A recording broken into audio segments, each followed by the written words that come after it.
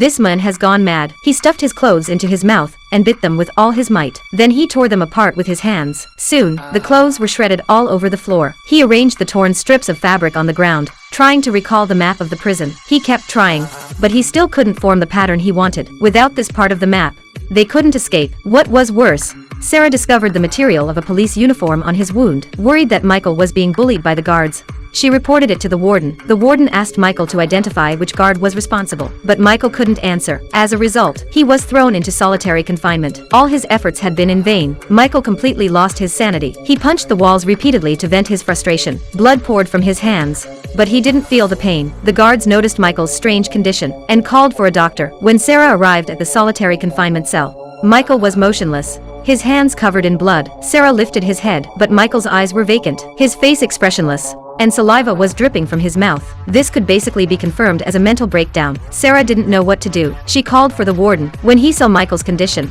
he ordered Sarah to transfer him to the psychiatric ward. Sarah felt a sense of loss in her heart. Just as the doctor had left, Michael, with a vacant look in his eyes, suddenly returned to normal. It was all part of his plan. He had faked his mental breakdown to enter the psychiatric ward and find his former cellmate.